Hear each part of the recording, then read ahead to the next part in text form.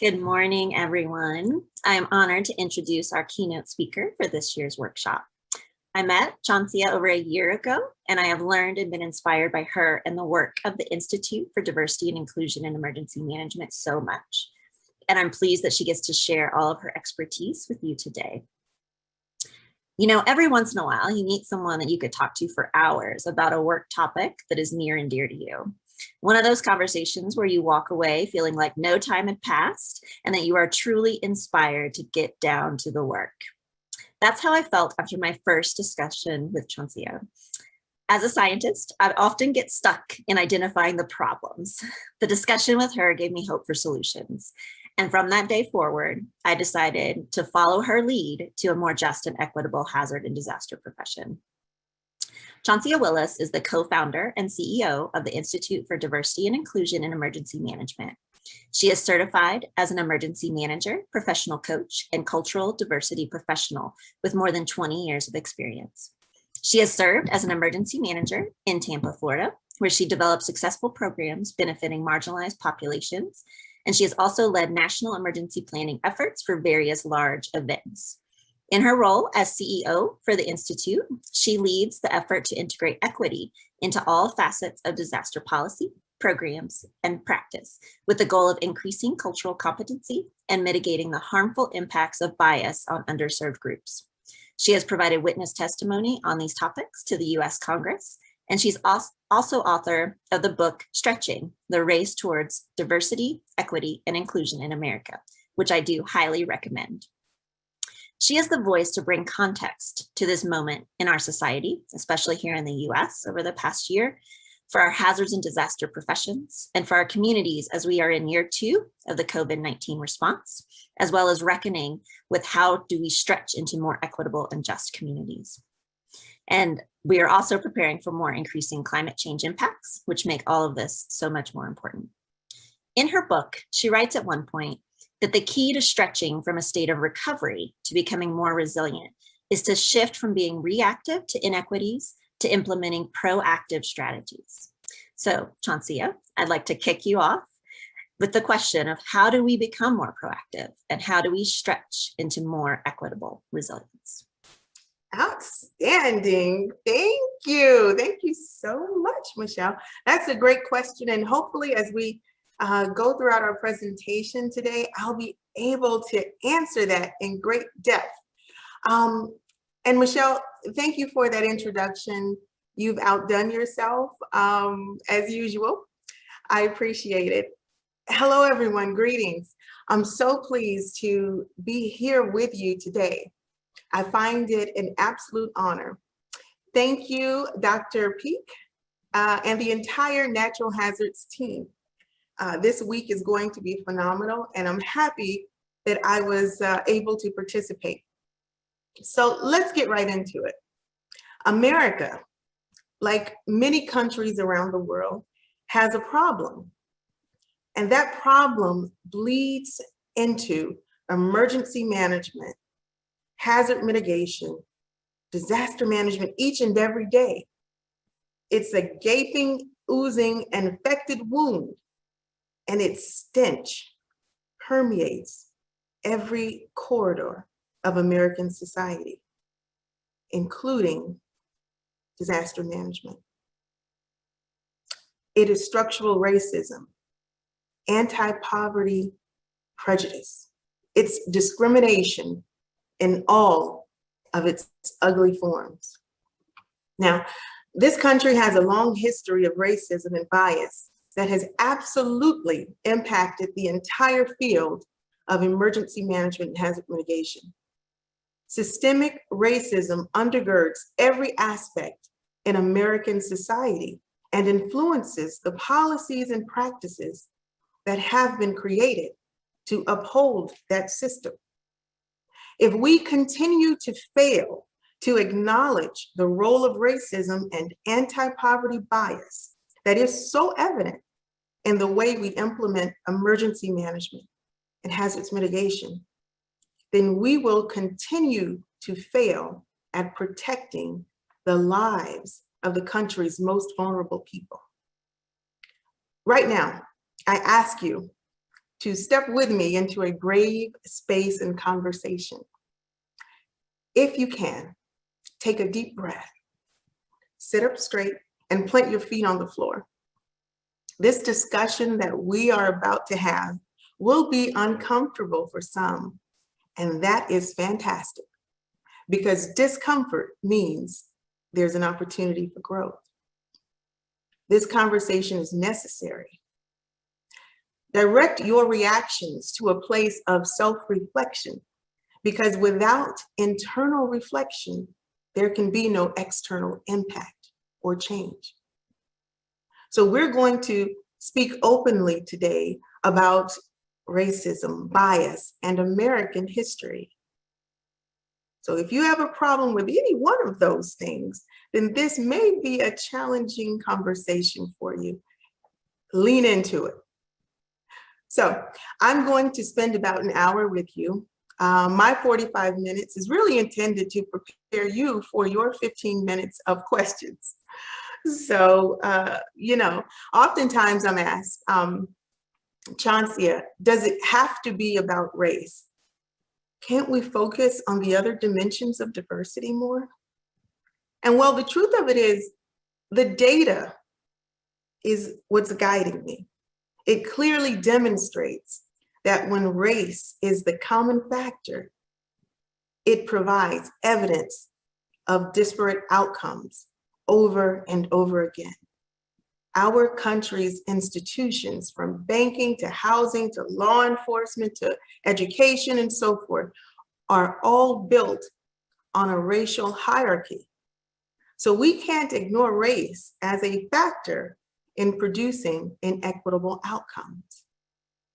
And let's be clear, there is no easy fix to what's happening to the issues of race and bias, because the truth is that people don't change until it's in their best interest to do so. Most don't operate using a sense of goodwill towards others as a motivator. Some do, many don't.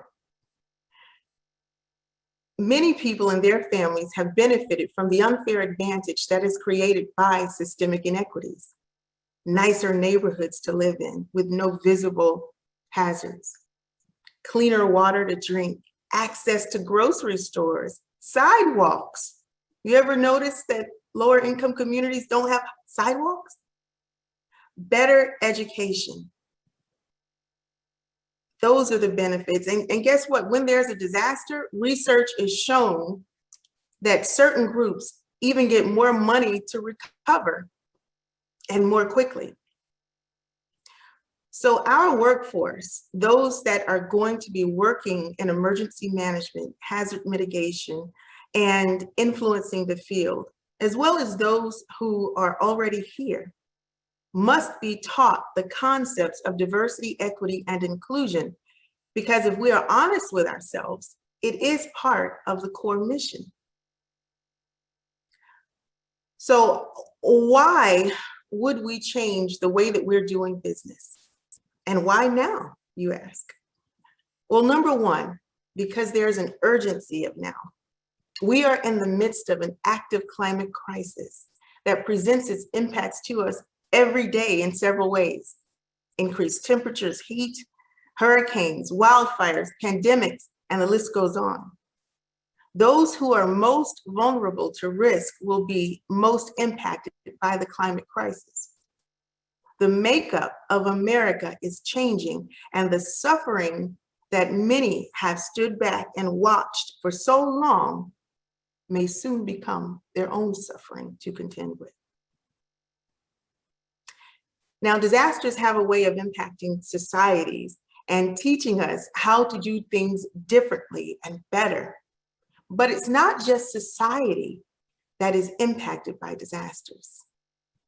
Each of us in our own lives will experience disaster in one form or another, whether it's divorce, a cancer diagnosis, loss of a job, death of a loved one. Those disasters of life will inevitably reshape your perspective and create empathy and compassion in that area. So when you've been personally hurt and harmed, you are better able to understand someone else's pain.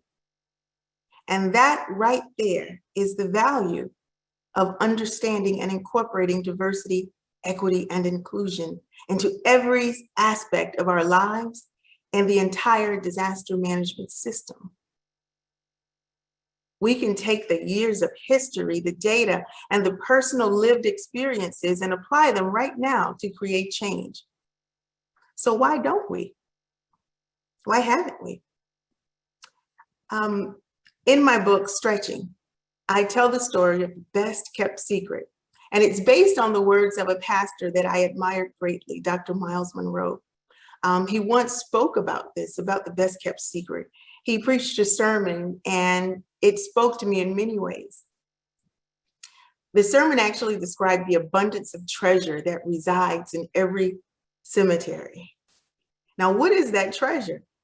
Is it gold rings, diamonds? Is it jewelry? What is it? But no, the treasure is not jewelry or tangible items that belong to the dead. It is the untapped dreams and potential that went with them when they died. The untapped power of potential is the treasure that cannot be seen or recovered. The best kept secret is the power of diversity, equity, and inclusion. DEI has the power to change the world, and more specific to our conversation, it has the power to transform emergency management and hazard mitigation. And yet, many have no concept of its strength,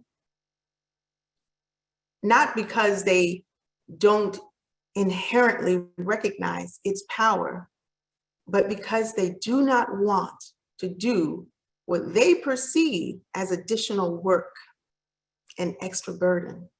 And so they never tap into its full potential.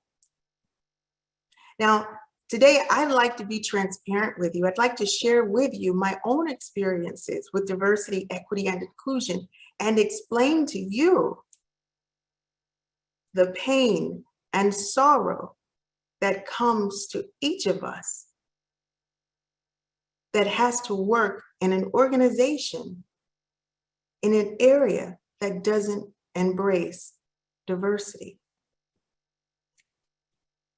Now, when I started writing my book, I was in a very vulnerable and heartbroken place. I had experienced years of painful, demeaning, humiliating discrimination at my job. And originally, I loved that job. I would stay late writing plans and meeting with community members and doing everything that I could do to be of benefit and service. I spent so much time and effort working with a fantastic team to build an award-winning emergency management program. And yet, despite my efforts being applauded outside of my workplace, within it, I was suffering every day. And if you have ever had to operate in an environment day in and day out where you're not valued or respected, then you might not have any concept of how mentally and emotionally debilitating that is. And when I had finally reached my breaking point, I went to HR to ask for help. Within 6 weeks, I was terminated after having spent years working on that job. And they terminated me on my son's birthday, no less, September 19th. And I asked them, I said, is this because I made a complaint? And their response was that they didn't have to give me a reason. And like so many people of color before and after me, I learned that day that I was expendable. I was told to collect my things and go. And as they intended, my experience was used as an example to prevent other women and people of color from speaking out. Now, at first, of course, I worried about how I was going to feed and provide for my son, how I was going to pay the mortgage and the bills, and what would I tell my parents who loved that good government job? And how would I live down the stigma? Now, I have a deep faith in God, but even still, my fears kept me up at night. And I shed many, many tears. But the tears that I shed, quite honestly, were nothing compared to the sorrow that I experienced while being actively discriminated against, having your decisions questioned, being told that your tone of voice is threatening, comments about my hair. Black women experience stress 40% higher than any other group. We're judged the moment we come in, but we're not the only ones. So when gainful employment was weaponized against me, a single mom, as a form of retribution, I had every right to go to the basement mentally and emotionally, but I knew I could not stay there. Being so disposable to my employer taught me a lesson. And that lesson was, even though I worked my butt off for that job, I was never going to be valued as much as the white men that discriminated against me.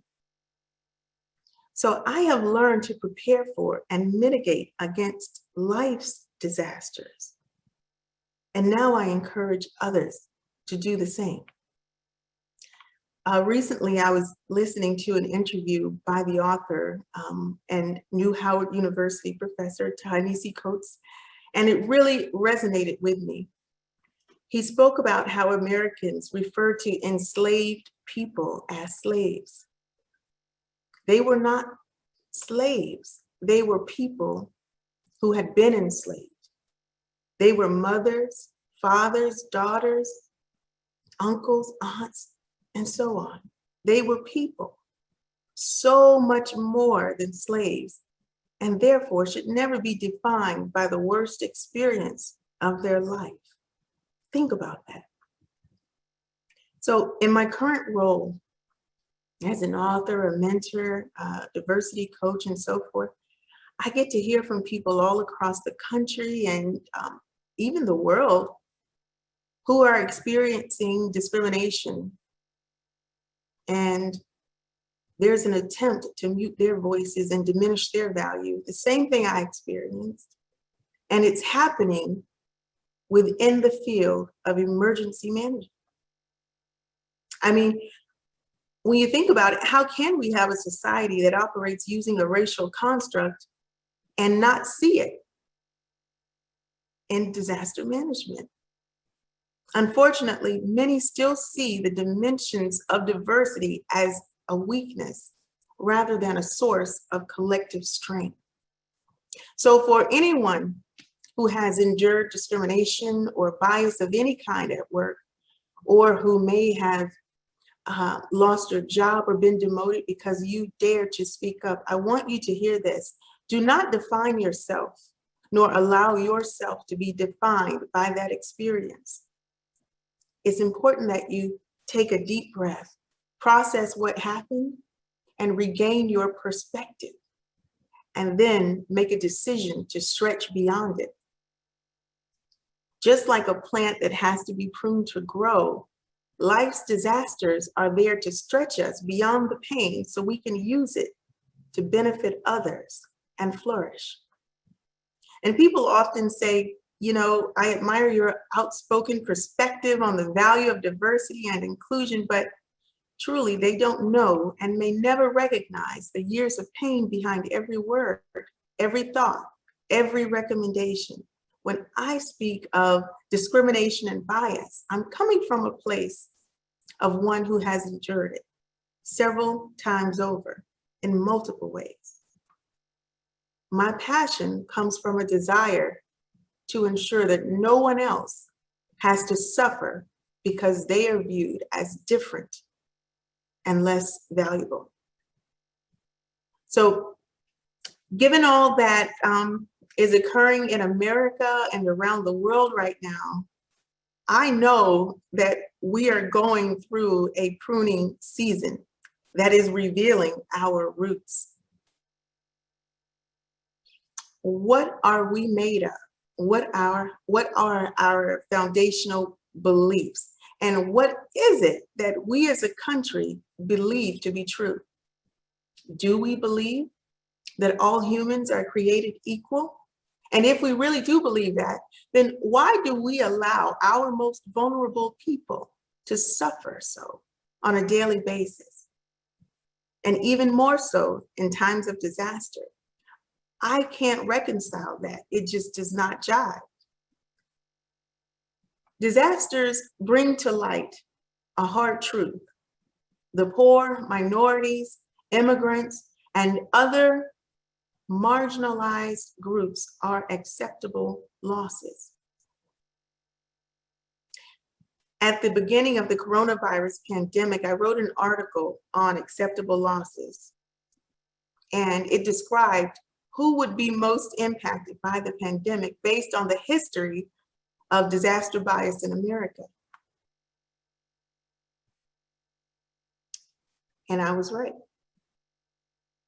Now, acceptable losses, that's a term that's rooted in the military and medical and insurance industries.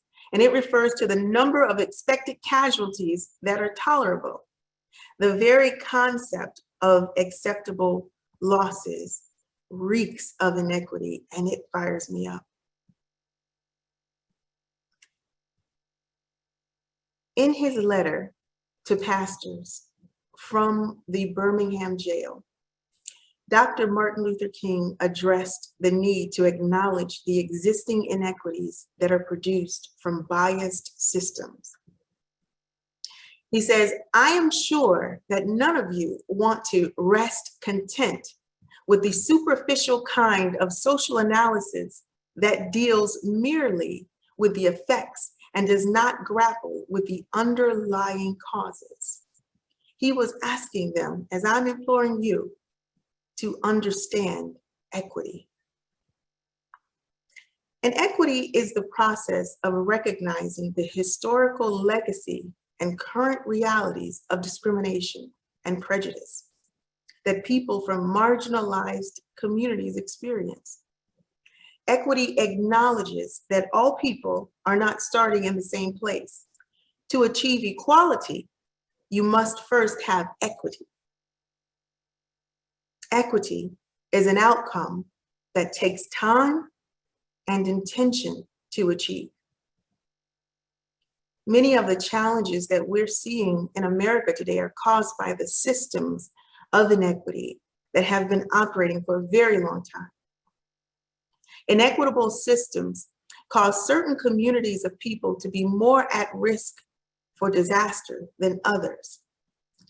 Risk is a function of exposure to hazards, sensitivity to the hazards, and the ability to adapt. Systemic racism and anti-poverty bias make many communities more vulnerable to experiencing repetitive disaster. According to the Urban Sustainability Directors Network, systemic racism and classism have resulted in increased exposure and sensitivity to hazards and a reduced capacity to adapt among people of color, immigrants, refugees, and lower income residents of our frontline communities. And that's why equity is so critical. Equity requires, as Dr. King said, that we grapple, that we wrestle with the underlying causes.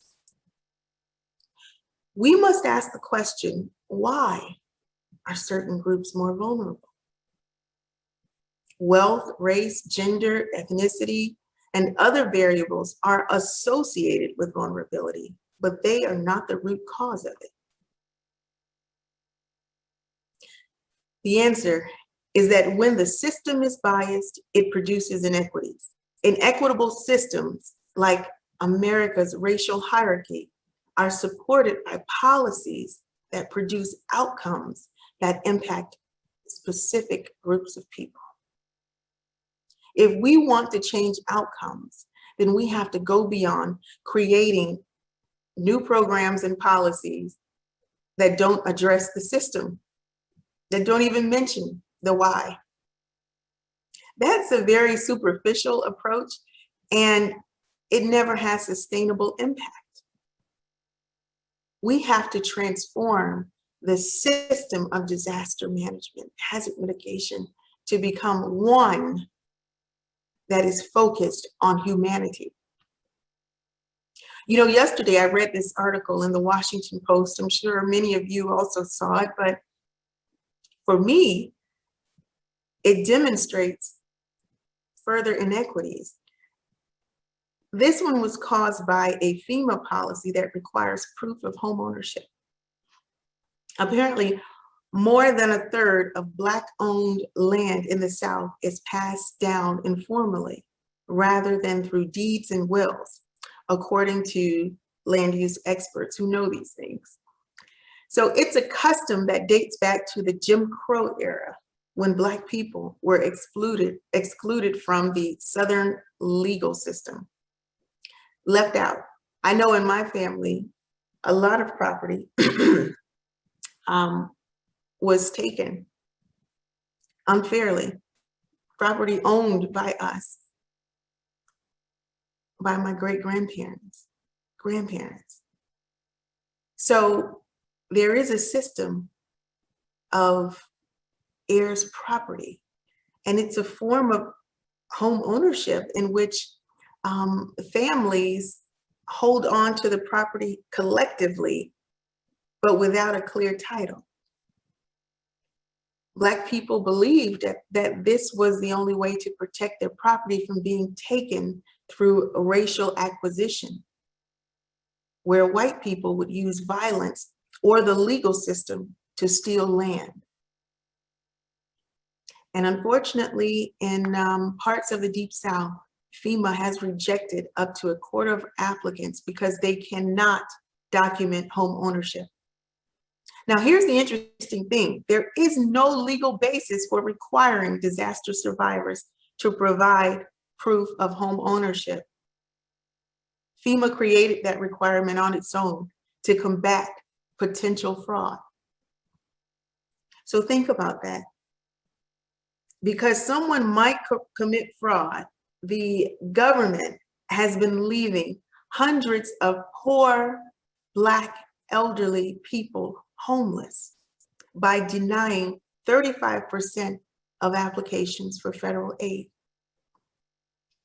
Now, does this policy sound equitable? Would everyone be negatively impacted by this policy, or just that particular marginalized group of people that have had to adapt to a different method of maintaining property because of systemic oppression?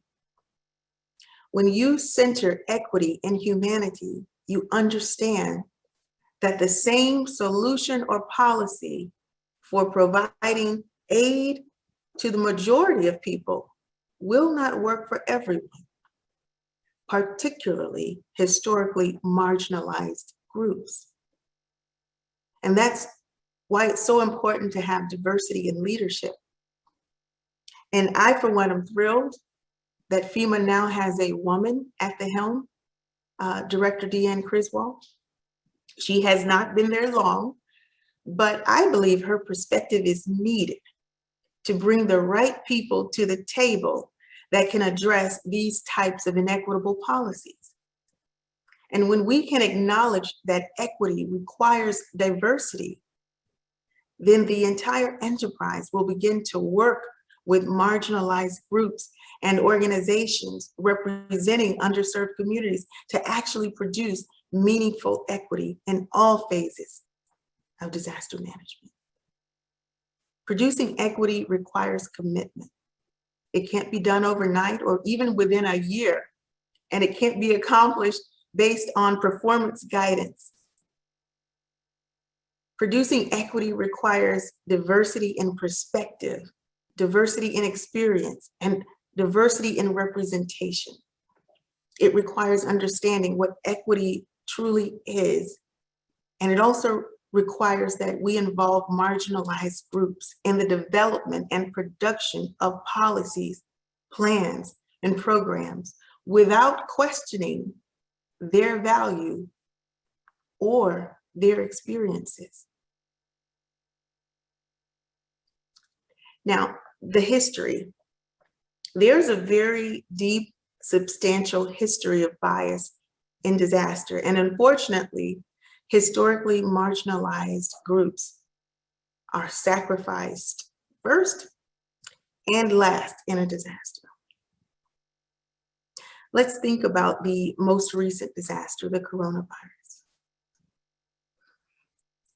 Frontline communities, those who are Black, Hispanic, low income, and so forth, were all of a sudden seen as essential workers and put back to work during a pandemic, further exposing them to more risk and viral load. All the while, everyone else got to stay home. And do you remember the meatpacking plant that had that outbreak that unfortunately cost the lives of many workers? They were put back to work because the country wanted its meat, and they were disposable. And when it became apparent that the numbers of Black, Indigenous, and people of color were disproportionately high in comparison to other groups, the victims were blamed for their own deaths. Do you remember the refrain of poor eating habits, existing conditions? And unfortunately for Black, Indigenous, people of color, our lives have been sacrificed in times of disaster before. It goes way back. I'll talk about a few of those instances, but I encourage you to read the history of bias and disaster. And I know history is a big topic today, but there's never a bad time to know more about history and what has occurred before. During a flood in 1912, an engineer in Mississippi ran out of sandbags. He ordered several hundred Black men to lie down on top of a levee while water splashed over them, essentially murdering them. And the local press, they buried the story. But surprisingly, the New York Times reported this as a brilliant effort. Those men were murdered to help whites preserve control of the Mississippi. They were expendable.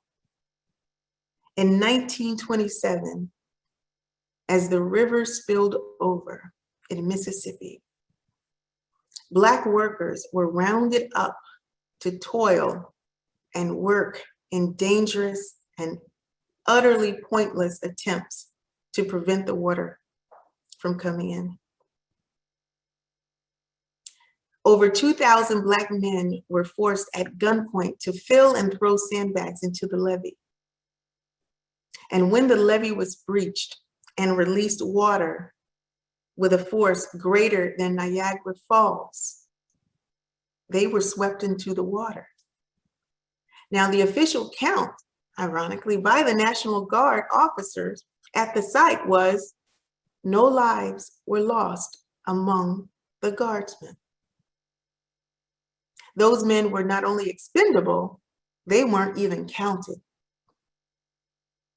Think about Hurricane Maria. In New Orleans, with its crucial banks and port facilities, newspapers refused to print flood warnings for people, even as the water mounted, for fear that they would touch off panic amongst investors. Some 10,000 impoverished people, mainly fishermen, trappers, and others, were displaced, and they never got full compensation. They received a few dollars. The federal government didn't contribute a dime of direct aid to those people, to thousands of flood victims, despite having the ability to do so. And let's talk about our volunteer groups. The Red Cross.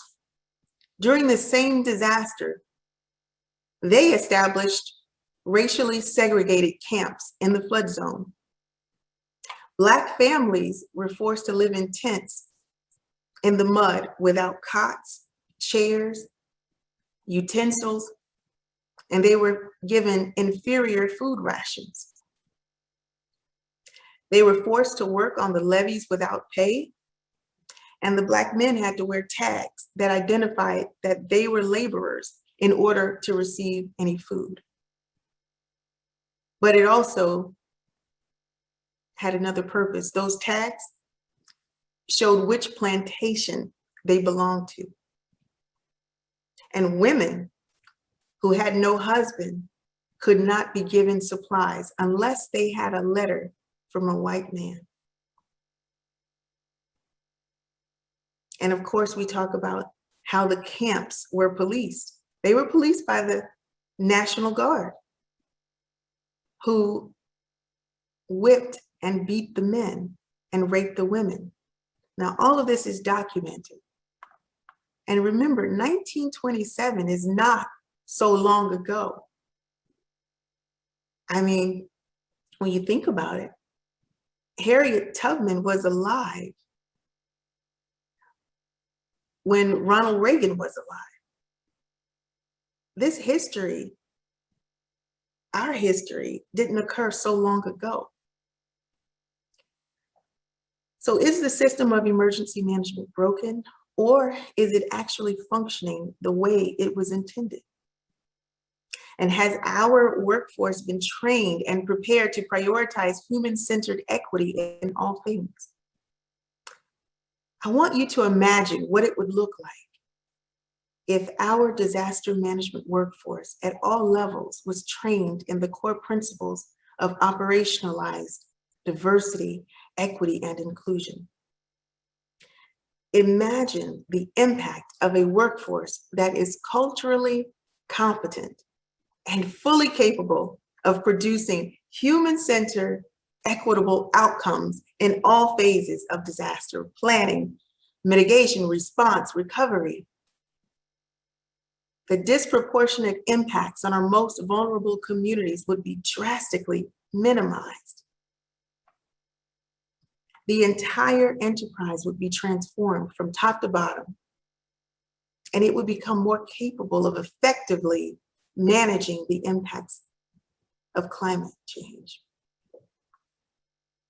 So, in summary, my final thoughts, we must work together right now to disrupt the cycle of bias. And to do that, we need to train our workforce to prioritize human-centered equity in all things. And if we don't, things will only get worse. As we move further into this climate crisis, we are going to begin to see more complex and compounding disasters, as well as resource shortages all around the world. And we can anticipate that marginalized communities will be sacrificed to support the entire economy again. Because history rhymes. There will be a time when we look back, all of us, and we look upon our lives and we're going to ask ourselves a question: did we do all that we could with the time that we had available? Did we fight for people? Did we fight for equity? Or did we become a part of the system that harms? Thank you so much for your time. Right now, I'm going to turn it over to Michelle to receive any questions, but I'd like for everyone participating to write one word in the chat box to describe how you feel right now. One word. All right. Take it away, Michelle.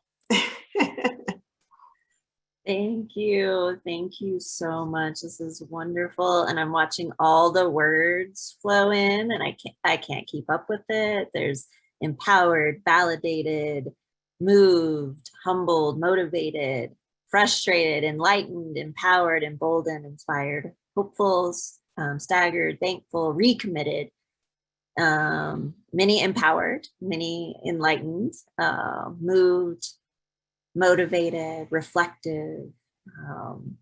It's just, yeah. Oh my gosh, that was such a great way to end this. And so I will get a few comments throughout your presentation. So I might move to those and see about your thoughts for them. So Christina Peterson made a comment about connecting what you spoke about in terms of air property with Native American land issues. And I know Christina works in the Gulf Coast especially.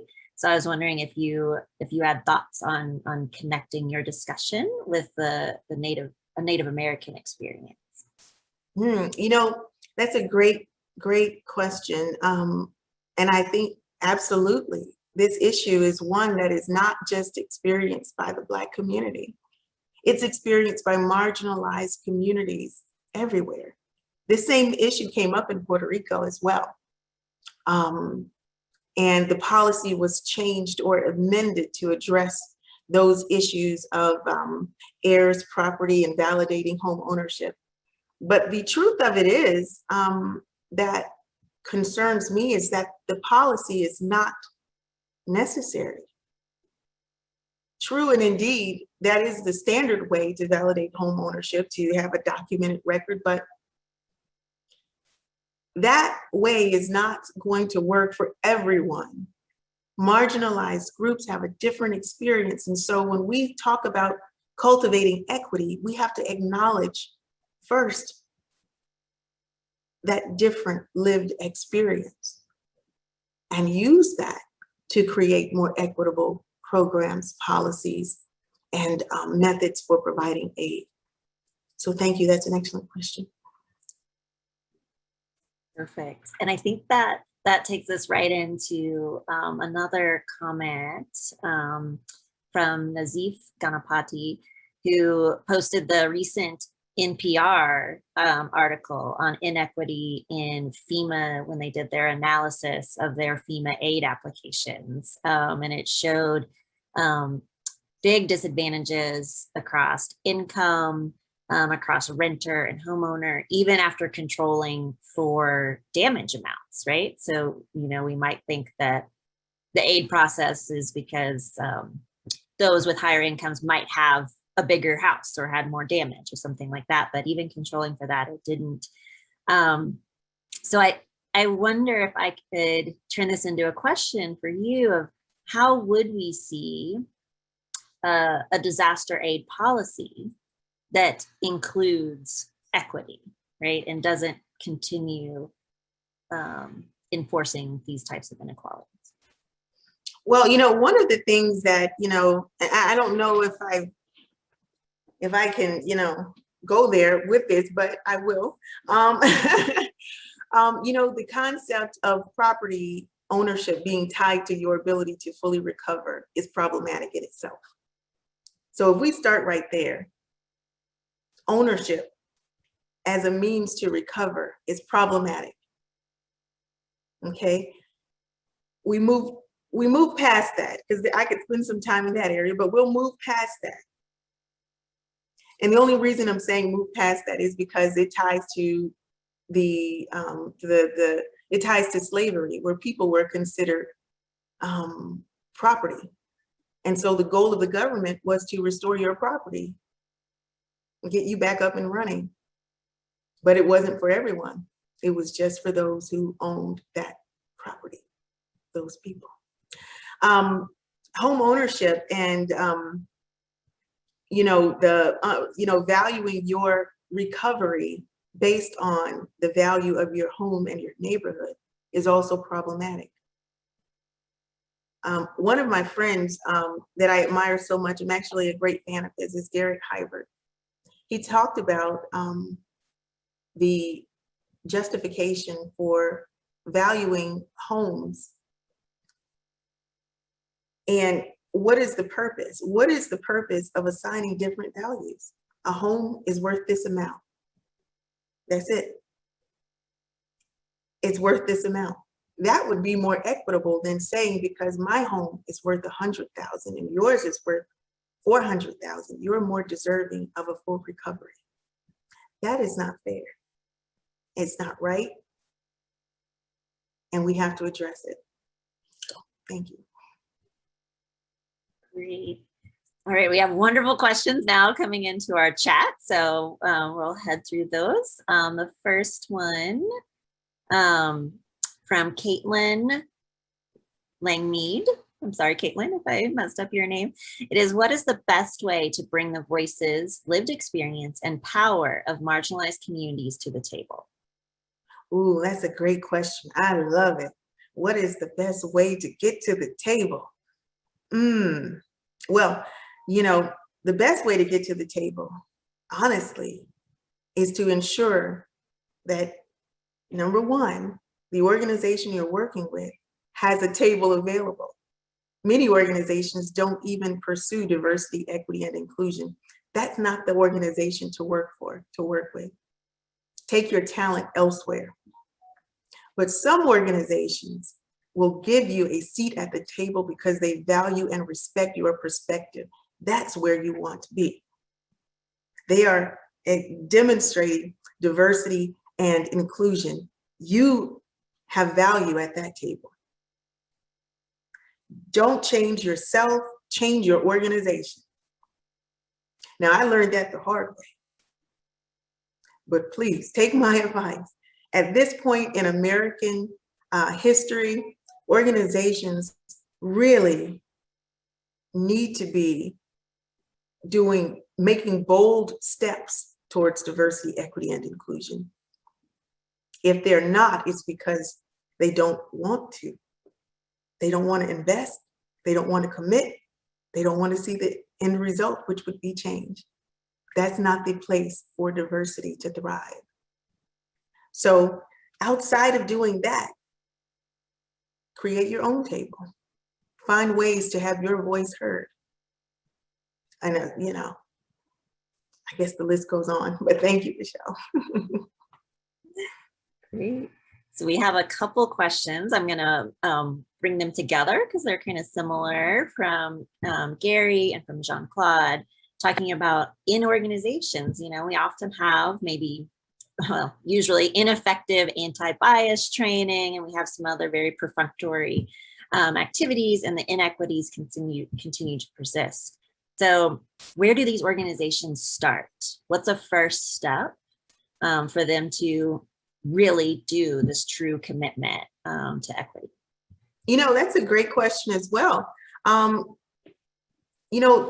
Institute for Diversity and Inclusion in Emergency Management, we started about 3 years ago doing the hard work that is required for really understanding diversity, equity, and inclusion, and how it can be used as a change agent for organizations. And we immediately recognized that our definitions and concepts coming from an emergency management background were very different from human resource efforts and training related to bias and diversity and all these things, totally different. We also recognize that our perspective and that of those who are working with diverse communities was also very different from the legal and that legalistic side as well. Civil rights, not the same, very different. So we had to forge our own path in explaining the value of diversity, equity, and inclusion, not only as it relates to emergency management, disaster management, climate change, resilience, and all of these great things, but also how it relates to the person that's doing the work in diverse communities. So many organizations will reach out and we provide training and we provide coaching for executive leaders. We provide mentorship. We're doing all we can to change the tide. I never want anyone, especially not anyone in emergency management, to experience the daily trauma of discrimination and bias for any reason.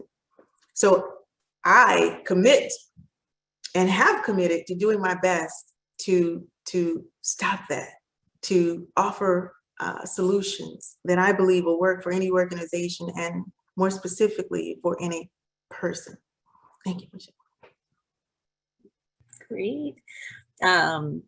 So let's see, that kind of leads into a question from Maria Dorfel.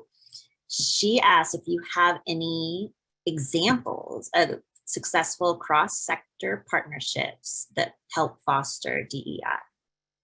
Well, there are many. You know, I actually would like to say one, but I think I signed an NDA, so I can't say it. But we do work with many organizations, and they are doing phenomenal work. You know, when you commit to diversity, equity, and inclusion as an organization, or even in your personal life, there's an immediate change that happens. You start talking about it more. You start noticing, gosh, I had a strange reaction to just hearing that name. I think it could be biased. I probably shouldn't say this about that person because it could be interpreted as a microaggression. Now the co-founder, Curtis, who's a great friend of mine, Curtis Brown in Virginia, is doing fantastic work. He has really operationalized equity, and I will take credit for most of the ideas he's implementing. I'm just kidding, there he is. But the Virginia Department of Emergency Management has done amazing work in operationalizing equity and bringing diversity, equity, and inclusion into the EOC structure, in operationalizing equity within the community as well. And I just heard from my friend Jeff Stuckenberg in FEMA, and he was saying that for his most recent deployment, he requested an equity officer to assist with on the ground implementation. So when you have an equity officer, they are sitting with you, helping you make decisions, funding decisions, community and program and resource decisions. You're going to start cultivating equity. So all of these great things are happening, and I'm greatly, greatly relieved they are. Great. And yeah, and I want to thank our chat going on, and June Jin offered some resources in there. So if other people have resources, go ahead and share them in there, because we're not going to get to all the questions, but if you put them in there, they will be, the resources and ideas will also be reported. So I think we have maybe time for 2 more questions. So I have them picked out. We have a question about all the different marginalized populations, right? We have persons with disabilities, elderly, those with mental illness, children. How do we address this when we're thinking about equity in this intersectional way, as well as how do we not get overwhelmed by the needs and all the inequities that exist to be able to continue moving forward? Mm-hmm. Well, that's a fantastic question, Michelle. So, I don't know how to prevent you from becoming overwhelmed, because quite honestly, sometimes I'm overwhelmed by the work that is required. But I recalibrate and I go back to a place of wanting to be of service. We all have a short amount of time to be effective and do great work here on earth. And so I want to maximize my moment. I encourage everyone to maximize your time, maximize the moment. When you become discouraged by the amount of planning, the amount of coordination and collaboration that's required, reframe. Am I maximizing the moment to help people? So there are a lot of groups that need help. Yes, when you want to be of service in a community, find out who's in the community. Understand the community. Surveys are your friend. They're my friend. Understand who's in the community. Assess the demographics. What is the level of diversity? And then, maybe year one, start with the top 10 and work from there. There are so many ways to get it done. Don't become overwhelmed and say it's too much. I don't want to do it. Start. And whether you break something or don't do it perfectly, it's okay. You moved, you went forward, and that's important. That's great. I love that. And I think I'm going to have we have one last question. I'm going to kind of blend a few questions together from folks. As you know, this workshop this year is about the workforce, but we have a lot of academics and we have a lot of graduate students and students who are here on the call. What advice do you have for these folks? What could we do? What could science do or scientists do to help build more DEI into the field? Fantastic question. Well, right off the top, excuse me, we know we need more research in this area. There's not enough research. We need more funded research. So even partnering with IDEM to go after grants so we can get more funded research focused on this topic would be fantastic. We need more understanding of the policies and the impact they're having on people. And that's where the academic side is so beneficial, just understanding the impact of policy, understanding how to achieve disaster equity, how to achieve that, and using a specific logical method to understand where the gaps are. That would be helpful. We're developing a lot of tools and products within IDEM, but we would appreciate and love to have support from the academic community, more support, but also have them develop tools and products as well.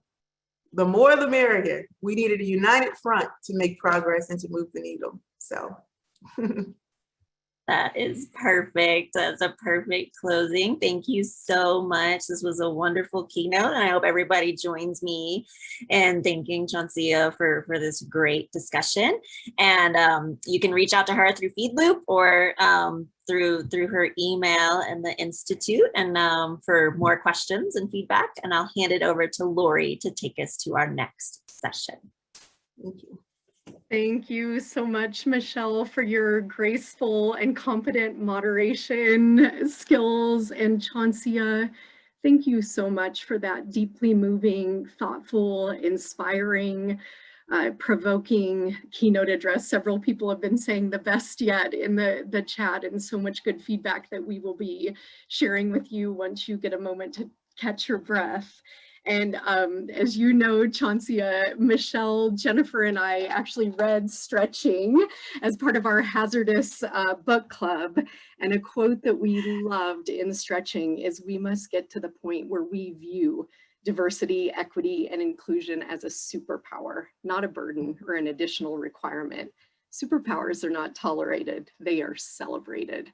And so Chaunceya, thank you for the joy and the knowledge that you brought to us today. To all the participants out there, thank you for being here for this keynote, and know that it's going to be recorded and posted so we can revisit this time and again. And so now to all of you, again, thank you for sharing your gratitude with Chaunceya in the chat box. We are now going to take a 30-minute break, and then we hope you will get back here to Feed Loop with us at 30 minutes after the hour for our first plenary session this morning that is going to focus on big ideas to strengthen the hazards and disaster workforce. So picking up on so many of the flowers that Chaunceya planted this morning. And so everyone, thank you so much. We'll see you in 30 minutes and have a great break. Thank you.